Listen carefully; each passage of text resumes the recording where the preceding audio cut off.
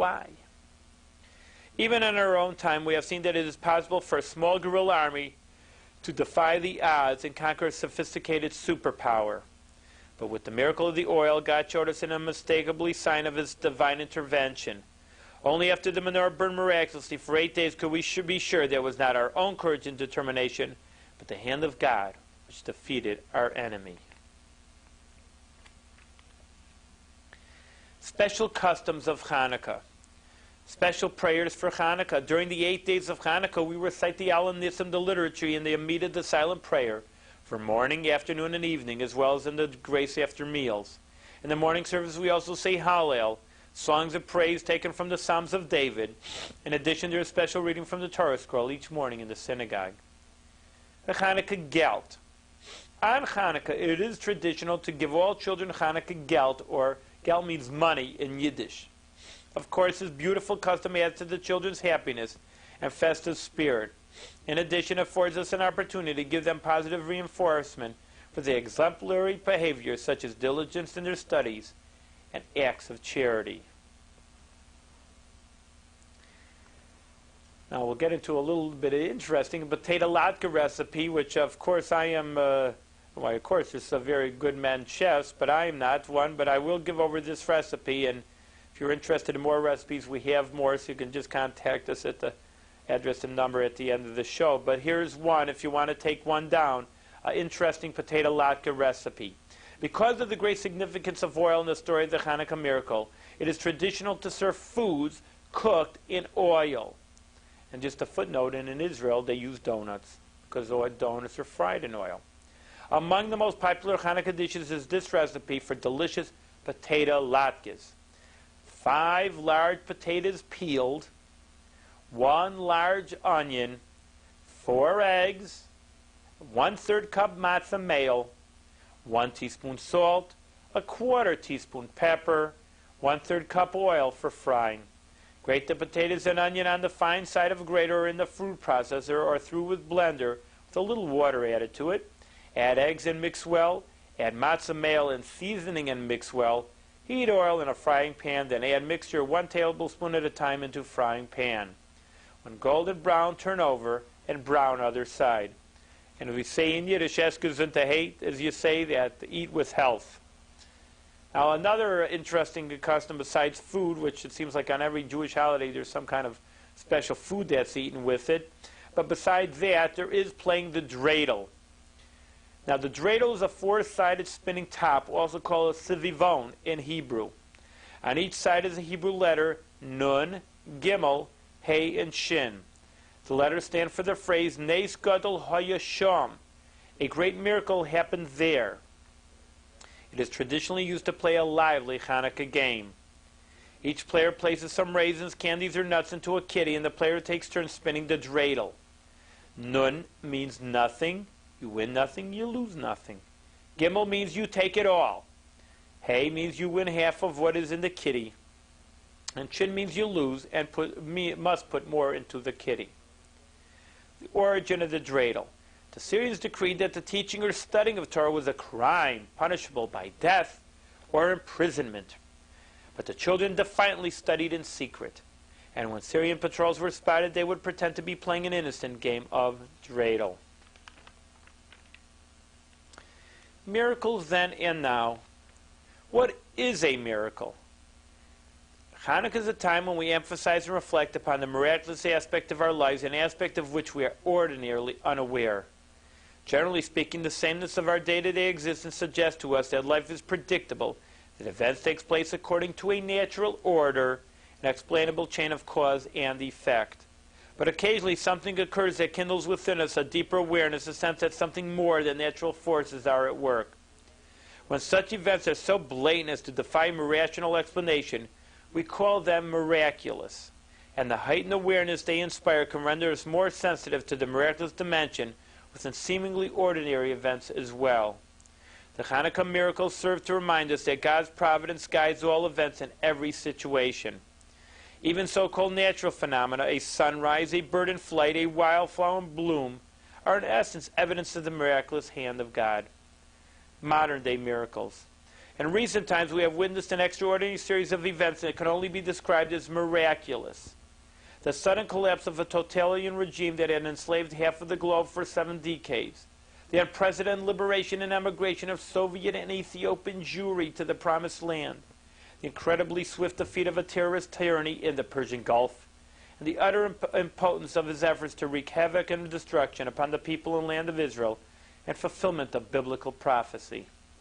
Certainly we are in the midst of miracles upon miracles, with still more miracles to come. History is hurtling toward the realization of liberty and justice for all. It behooves us to recognize and acknowledge the awesome intensity of the times in which we live, and in this heightened awareness to do everything in our power to hasten the ultimate miracle, the imminent arrival of our righteous Redeemer Mashiach speedily in our days.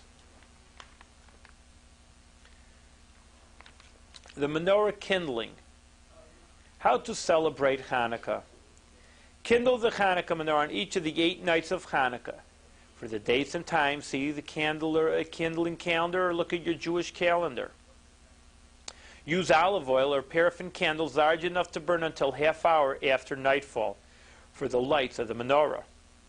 Use a shamash, a service candle, to kindle the lights and place it in a special place on the menorah. For the number of lights and the order of kindling, see kindling calendar. Before kindling, recite the blessings, and after kindling, recite Hanerus Halalu. All members of the family should be present at the kindling of the Hanukkah lights. Have all young boys kindle their own Hanukkah menorahs, and all young girls light their own Shabbos candles. Students and singles who live in a dormitory or in their own apartments should kindle menorahs in their own rooms. The Hanukkah lights are kindled either in the front window or by a doorway. On Friday afternoon, the Hanukkah lights, which will burn until 1/2 hour after nightfall, are kindled before the Shabbos candles are lit. From the time the Shabbos candles are lit until Shabbos ends in the Havdalah separation between Shabbos and Havdalah, a weekday prayers is recited. The Hanukkah menorah should not be relit, moved, or prepared. After this time, the Hanukkah lights for Saturday nights are kindled.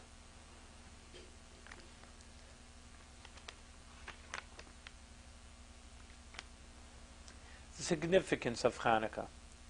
The soul under siege. Throughout our history, since the very inception of the Jewish nation, there have been other times when the Jewish survival has been threatened by a vengeful despot or a cruel totalitarian regime.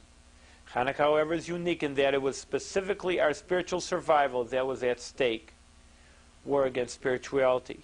Antiochus was not out to annihilate the Jews' heaven for fen, or to enslave us or drive us from our land. His aim was to strip our way of life of its holiness and of its spirituality. He demanded that we abandon our relationship with God. It was acceptable in the eyes of the Hellenists for Jews to identify as Jews, to enjoy freedom of cultural expression.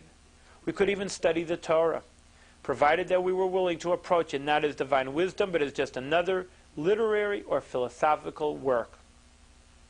Antiochus' decrees were calculated to achieve this secularization of the Jews.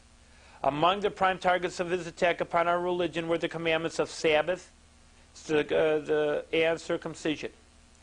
In Sabbath observance, we bear testimony that God created the universe from absolute nothingness in 6 days, and he resisted on the 7th. In circumcising our children, we affirm the covenant with God and dedicate our physical life to a higher spiritual purpose. The cultural tyranny of the Greeks could not abide such subservious acts, for they attested the supremacy of the soul. The Hanukkah lights are more than simply a reminder of miracles in days gone by. They provide inspiration for us in our prime times to enrich our lives with the light of Jewish tradition. In ancient times, our ancestors rededicated the temple with the menorah. Today, we rededicate ourselves to making this world a brighter place. Even the details of how we are to light the menorah contain beautiful teachings of contemporary relevance. 3 examples. Illuminating the darkness. Jewish law states that Hanukkah menorah should be lit only after nightfall. This signifies that our purpose in this world is to illuminate the darkness.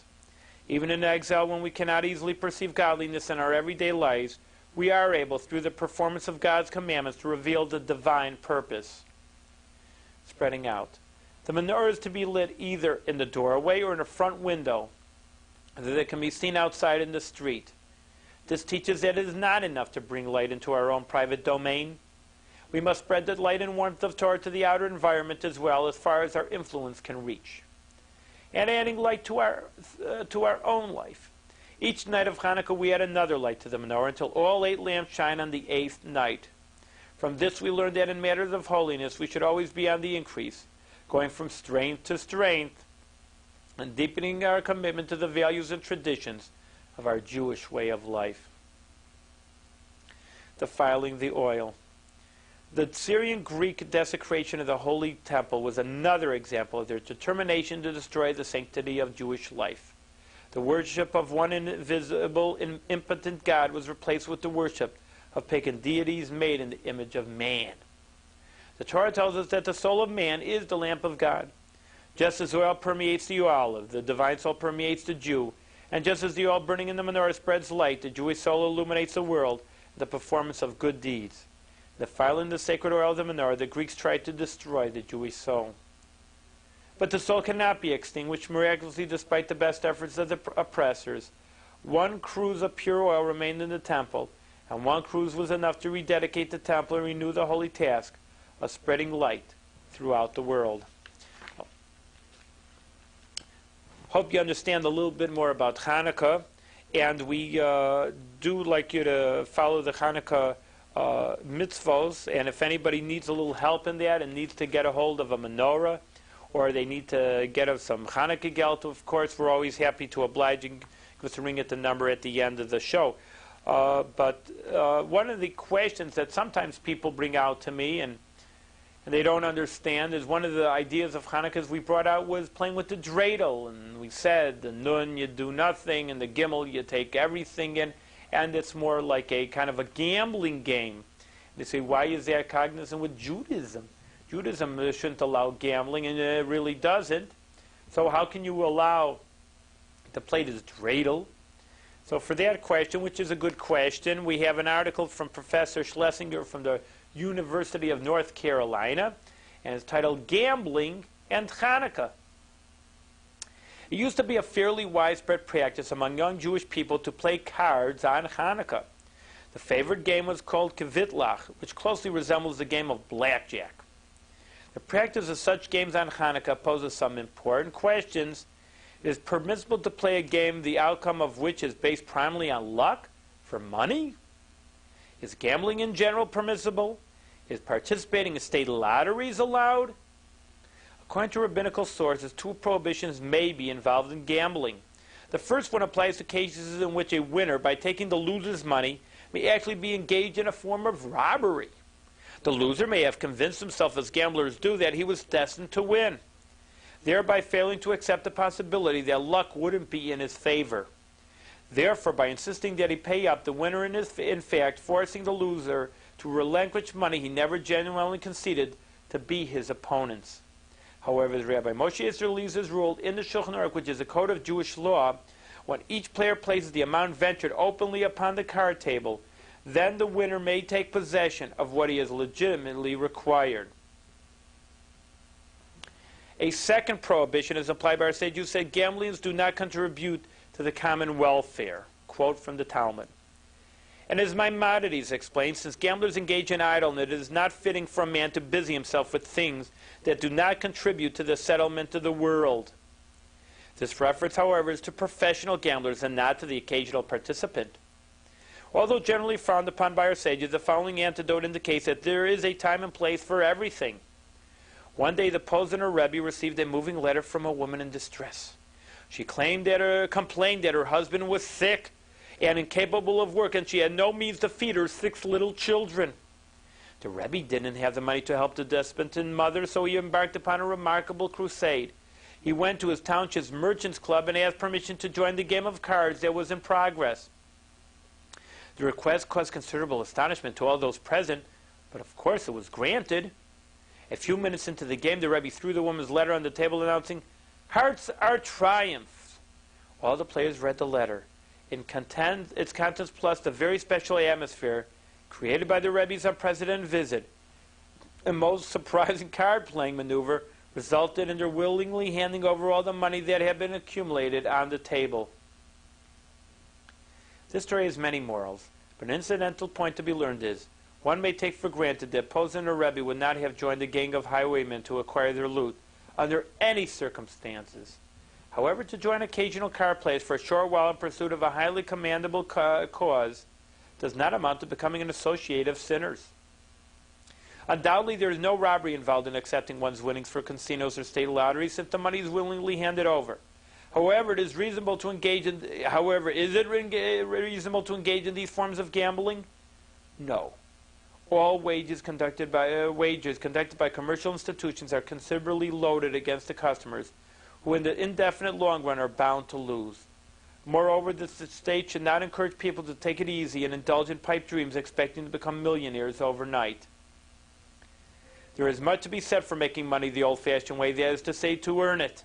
We are after all told, when you shall eat the fruits of the labor of your hand shall you be happy. Living our lives expecting even dependent upon miracles can at times be viewed as a form of arrogance. We as ordinary people should not pretend to deserve the granting of divine help in a miraculous or highly improbable way, such as winning the main prize in a lottery where the odds are less than 1 in a million. Such was the situation the great Gaon Rebbe Elchanan Wasserman encountered during a trip to Manchester, England in 1937, when he met the well-known philanthropist Mr. Scholl Rosenberg. Their meeting took place at a time when Mr. Rosenberg was suffering a disastrous financial setback, and out of desperation he had bought a lottery ticket hoping to get luck. Cognizant of the saintly nature of Rebbe Elchanan, Rebbe Rosenberg turned to him and asked for a blessing, which was convinced would be helpful. Rebbe Elchanan grabbed both the petitioner's hands and pronounced with great emotion, "Reb Scholl, as a reward for the extraordinary charitable deeds you have performed for so many years, may the Almighty grant you good health." Mr. Rosenberg was perplexed, but assuming that the Rebbe had misunderstood, he overcame his embarrassment and repeated his request for a blessing in connection with the lottery. He also tried to explain why he felt compelled to gain money in this way. Once more, Rebbe Elchanan finally took hold of the man's hands and repeated his prayer for good health. Mr. Rosenberg was smart enough to realize that the Rebbe said what he said, for whatever reason, quite deliberately, and respectfully changed the subject. 3 days later, Mr. Rosenberg collapsed in the street and was taken to the hospital, where the doctors told his family that he suffered a very severe stroke and may live at most a few days. Yet the patient lingered on, eventually regaining consciousness and use of all his facilities. His recovery created a sensation among the medical experts, one of whom explained the chances for Mr. Rosenberg surviving such a fierce attack was less than 1 in 1 million. There is no record of what Rebbe Elchanan was thinking when he deliberately gave the different blessing for which he had been asked. It could have been that he disapproved of participating in lotteries for the reasons alluded to earlier, or for reasons of his own. In any case, the patient realized that he was, after all, a beneficiary of a blessing to win a lottery, namely the lottery of life, in which he regained health against the tremendous odds stacked against him. It should be pointed out that there are situations in which, even though the stakes are very high, gambling is not only permissible, but actually constitutes a mitzvah. For example, Rabbi Joseph Carr, author of the Code of Jewish Law, explains that one is obliged to risk one's life as to enter into a situation in which there is a considerably high probability that one may lose his life to save someone who otherwise would certainly perish. Of course, the best-known example to illustrate that gambling at high risk with one's life is very commendable is provided by the story of Hanukkah itself. The Maccabees felt duty-bound to rebel against their Greek oppressors, who were determined to abolish the practices of Judaism. By initiating an uprising, they certainly embarked on a perilous course of action. A favorable outcome was highly doubtful. It was, if we repeat in our prayers on Hanukkah, an uprising of few against the many and the weak against the mighty. But the Hashmonaim did not let themselves be guided by the practical principles of probabilities. They reasoned that if they did not act there and then, the teachings of the Lord and the way of life prescribed by him were certain to be extinguished. Thus, regardless of probability for success, their path was only one that had a chance to lead them back to God. Hence, Matis Yahu was proclaimed, all who are for the Lord, follow me. Well, we see that gambling may be allowed in certain instances, but if you buy a lottery ticket, always say we give you our blessing to succeed also, and I hope you learned a little bit about Hanukkah and its customs. Thank you very much.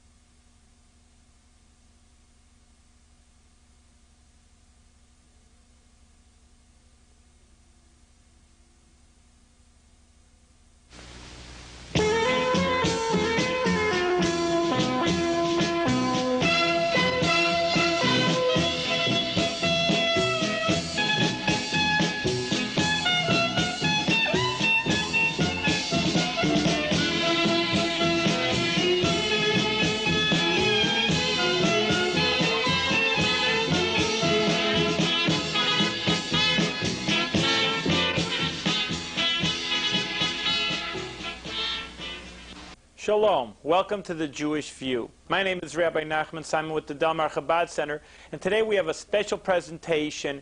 It's a look at the plight of Russian Jewry. We're going to look about the history of what happened in Russia, about the Iron Curtain. Finally, in recent years, obviously, it came down, and we'll see it opened up a new chapter for Russian Jewry today, and see how the Jewish people are trying to help the Russian brethren across the world. So sit back and enjoy and see take us to the other side of the world with Russia.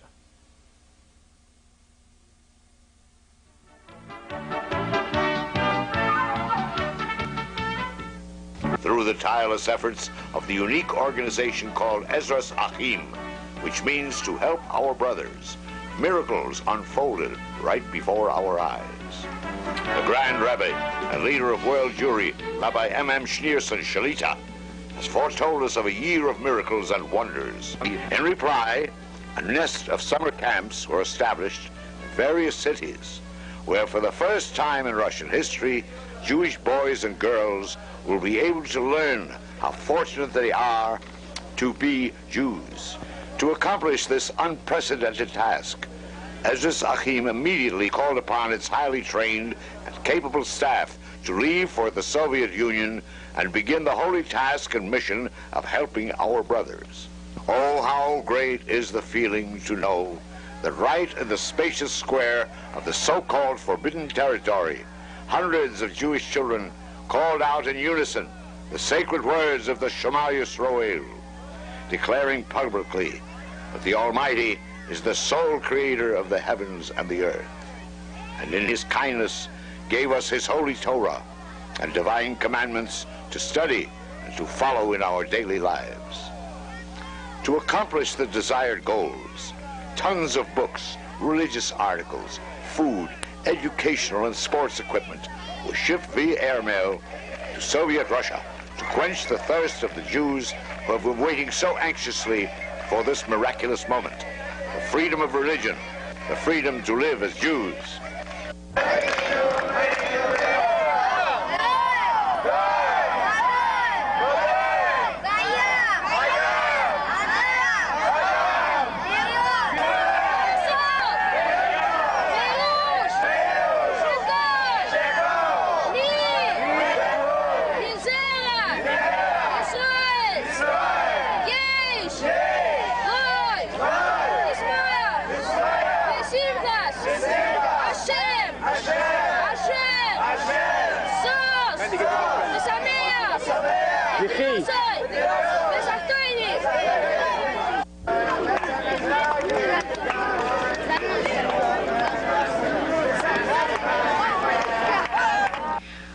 We are the girls from the group Neshik in the camp Gansroel. We are from Moscow, and we want to thank Lubavitchsky Rebbe for this wonderful camp and nice summer. Thank you very much.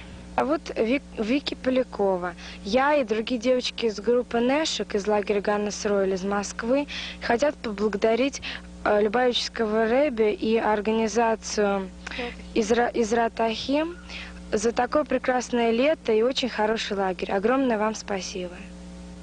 Тада раба.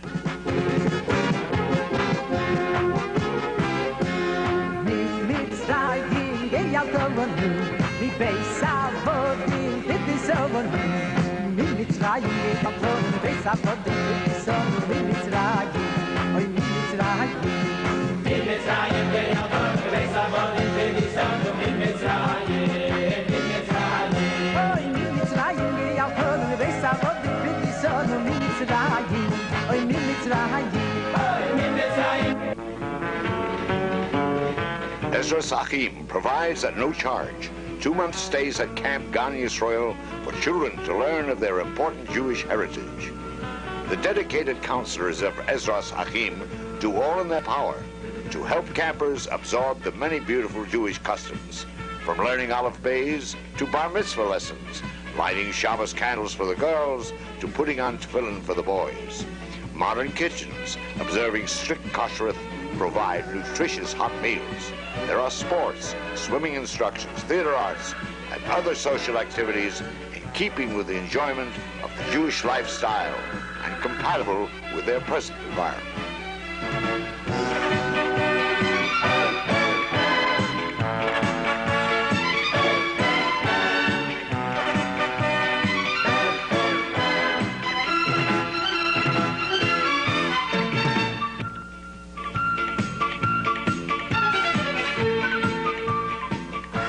It is with pride that we are able to say that the thousands of Jewish children, boys and girls, who attended the Ezras Achim summer night overnight camps have so willingly enrolled into yeshivas situated in various cities and localities. These yeshivos are under the auspices of the expertly trained staff of Ezras Achim.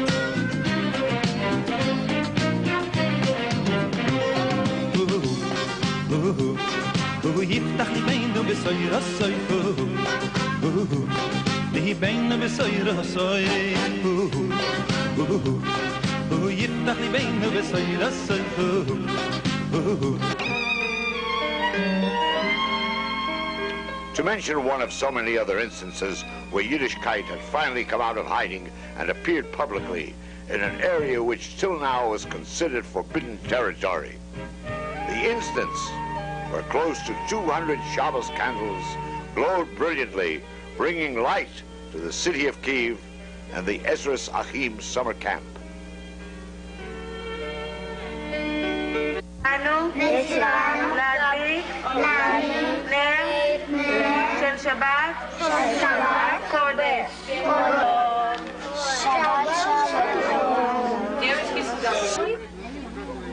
I want to thank Zerat Achim and Lubavitch for organize this camp for our children.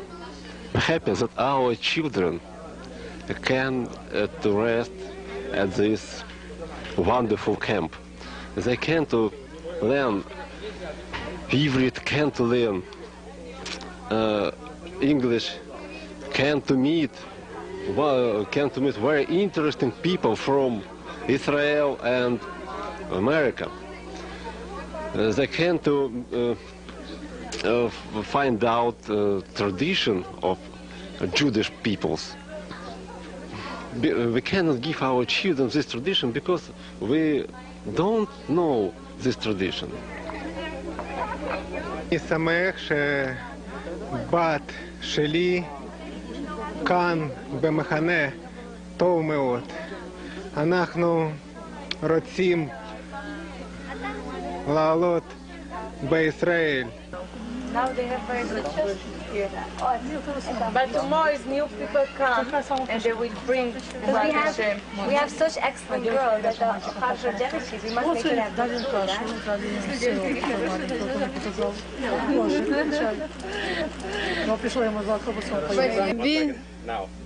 We are very glad to be in this country, and we enjoy this country very much. And this camp is very beautiful, and our teachers, we love our teachers very much. And thank you for our teachers for our good time. And in Russian, нам очень нравится это в лагере, мы очень благодарны учителям и вообще очень благодарны всем за этот лагерь. Thank you.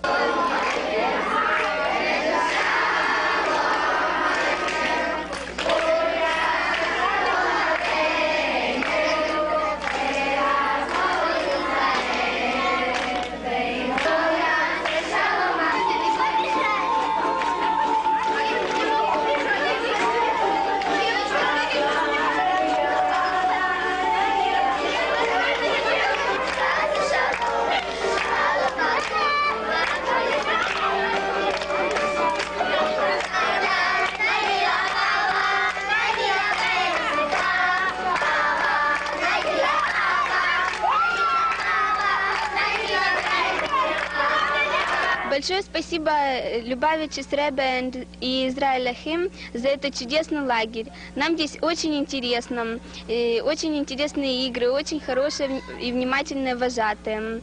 Это очень зеленый, очень прекрасный лагерь, где мы учимся религии, языку. Это очень интересно, и мы надолго запомним этот прекрасный лагерь. Спасибо. Thank you very much. Мы очень любим этот лагерь. Я очень довольна, что сюда попала.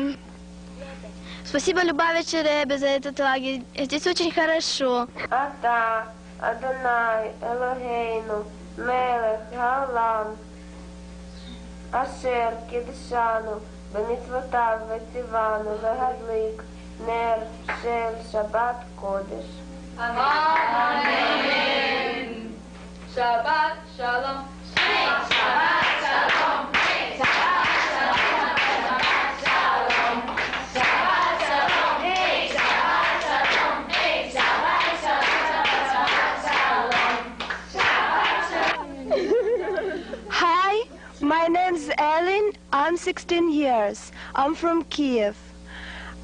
I thank the Lubavitcher Rebbe and organization Ezras Ahim for this beautiful camp and our wonderful summer. And I hope that we'll be having this wonderful camp next year also. I thank you very much.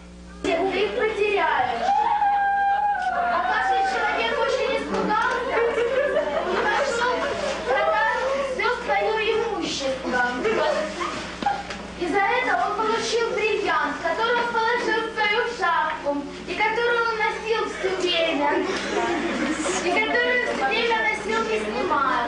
Один раз богатый еврей прогуливался.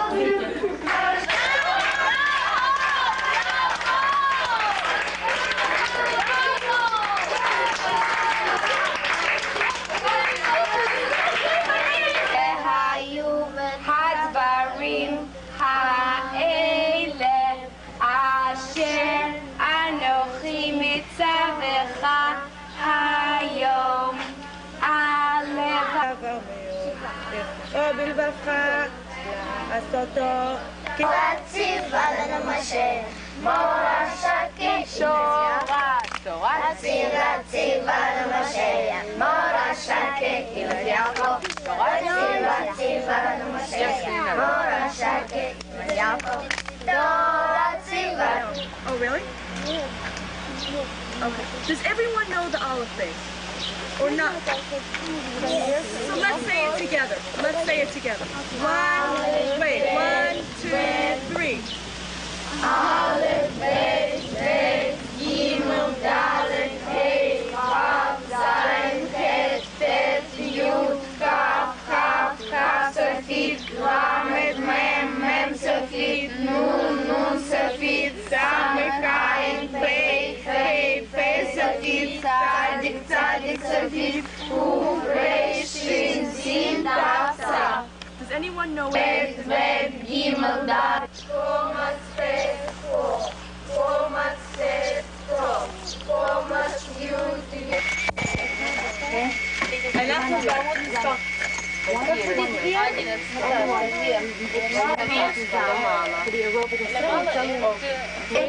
Vo. With the gimel. Go, ga, ge, ge, ge.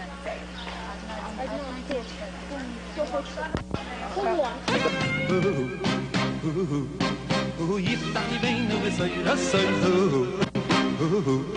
Lehi beinu v'soyr ha'soy Yiftani beinu v'soyr ha'soy Lehi beinu v'soyr ha'soy B'yosem mili beinu ha'soy Ha'soy v'hir ha'soy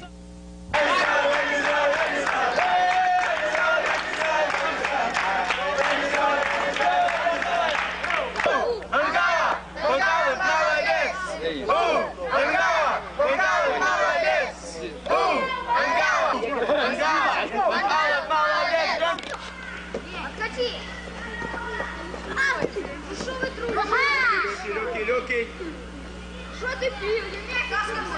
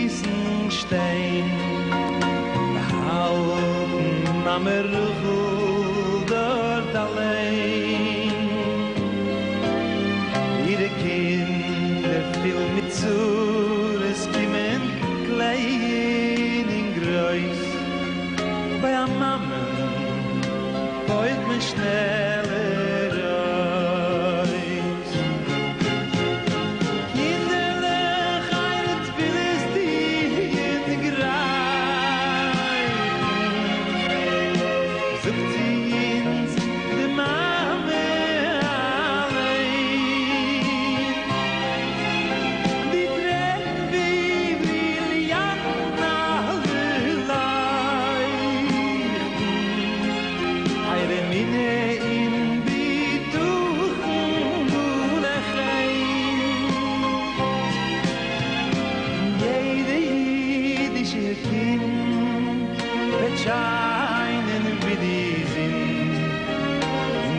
המקדש בשמחה סוילום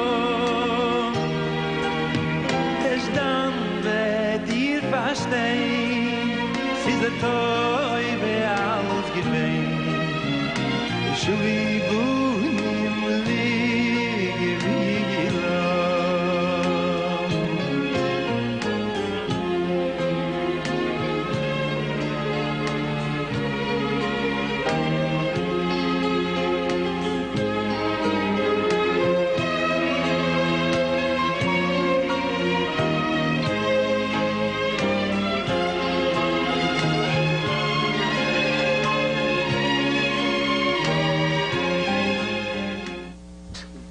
Everybody in his city believed in idols.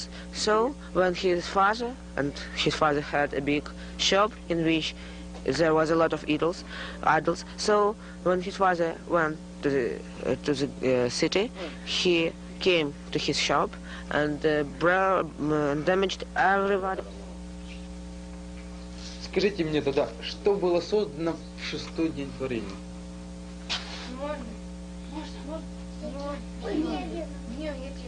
Можно я?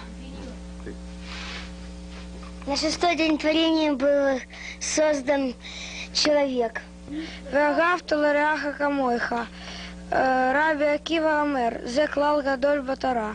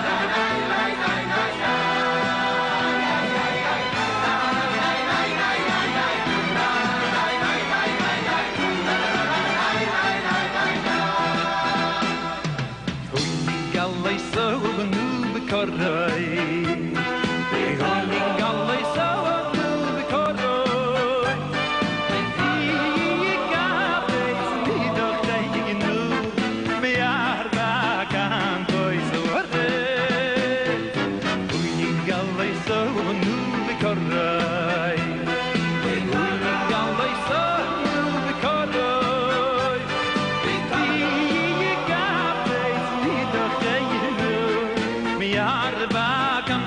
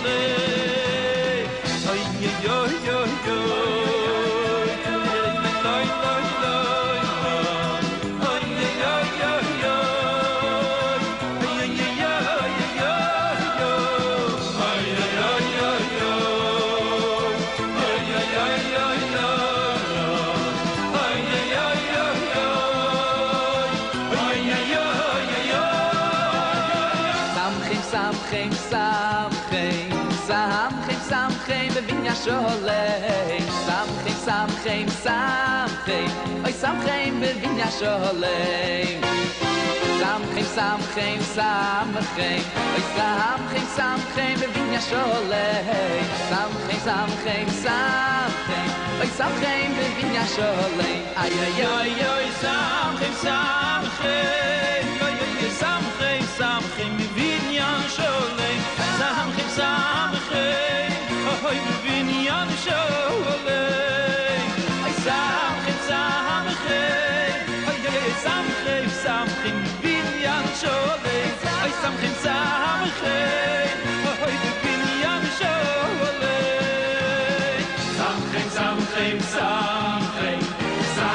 samchem binyan sholem samchem ay samchem binyan sholem